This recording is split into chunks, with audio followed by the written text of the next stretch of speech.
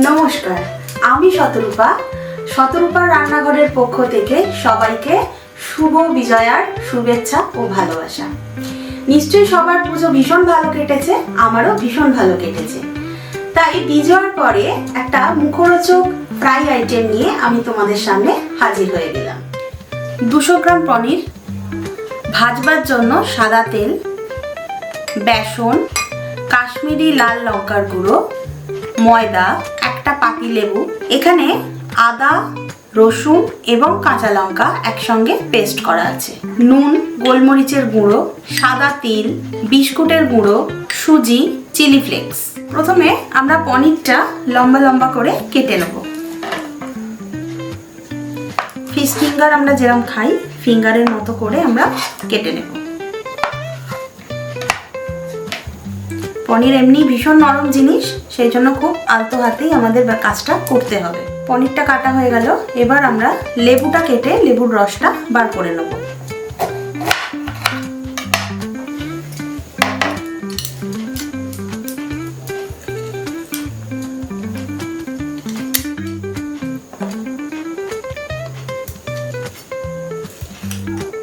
এবার আমরা পনিরটাকে একটু ম্যারিনেট করব।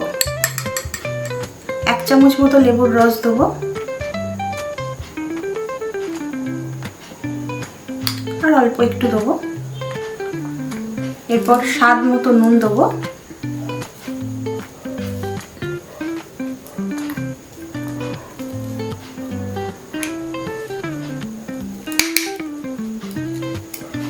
আর 1/2 চামচ মতো মরিচের গুঁড়ো দেবো।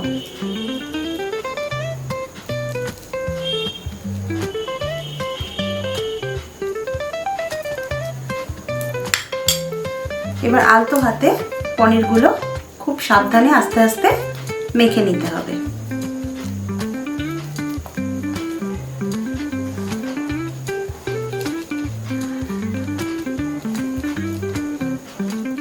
পনিরটা আমাদের ম্যারিনেট করা হয়ে গেছে, এটা আমরা 10 মিনিটের জন্য রেখে দেবো। আমরা একটা ব্যাটার বানিয়ে নেব। প্রথমেই দেবো 4 টেবিল স্পুন ময়দা, তারপর দেব বেসন, এটাও 4 টেবিল স্পুন।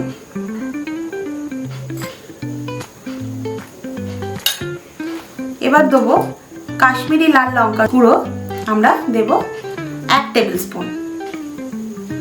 এবার দেব স্বাদ মতো নুন। এবার দেব যে পেস্টটা আমরা আগে থেকে বানিয়ে রেখেছিলাম, আদা, রসুন এবং কাঁচা লঙ্কা, সেটা দেব আমরা 1/2 টিস্পুন। এবার সমস্ত মিশ্রণগুলো আমরা ভালো করে মিশিয়ে নেব। অল্প অল্প জলের মাধ্যমে একটা ঠিক ব্যাটার তৈরি করব। জল খুব অল্প করে দিতে হবে, নালে পাতলা হয়ে যাবে ব্যাটারটা।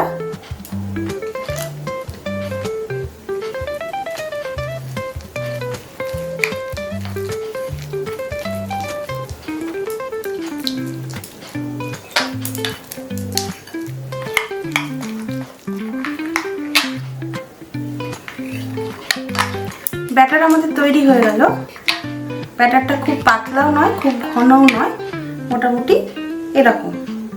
এবার পনিরের একটা কোটিং তৈরি করব। এখানে সাদা তিল নেব 1.5 চামচ মতো, সুজি সেটাও নেব 1.5 চামচ মতো, এগুলো সবই সম পরিমাণে যাবে। আর নেব বিস্কুটের গুঁড়ো, সেটাও নেব 1.5 চামচ।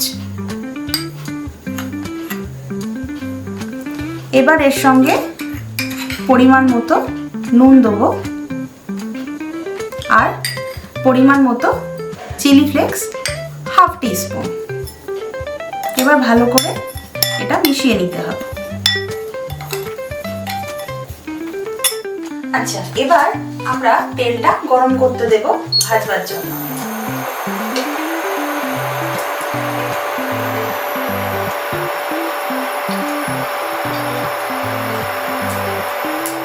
এবার আমরা পনিরটাকে ব্যাটারে ডুবিয়ে কোট করে নেব। একটা করে পনির ব্যাটারে ডোবাবো, দিয়ে এই মিশ্রণে দেব, দিয়ে এটাকে করে নেব।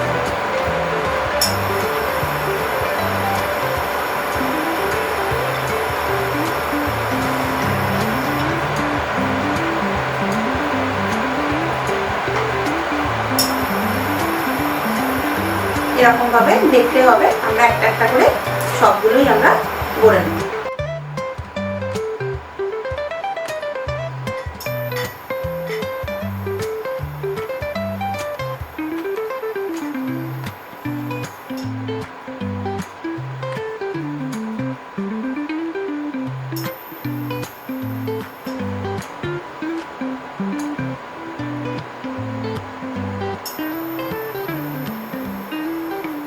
পনিরগুলো আমাদের গড়া হয়ে গেছে, তেলও আমাদের গরম হয়ে গেছে। এবার একটা একটা করে দিয়ে আমি এটাকে ভেজে নেব।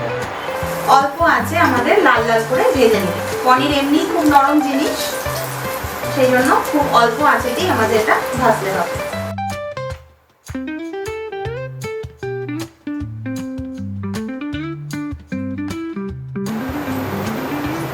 পনিরগুলো আমাদের মোটামুটি লাল লাল করে ভাজা হয়ে গেছে। এবার আমরা আস্তে আস্তে তুলে নেব। প্রথমে ইন্ডাকশনটা অফ করে দেব, তারপরে একটা একটা করে তুলে নেব।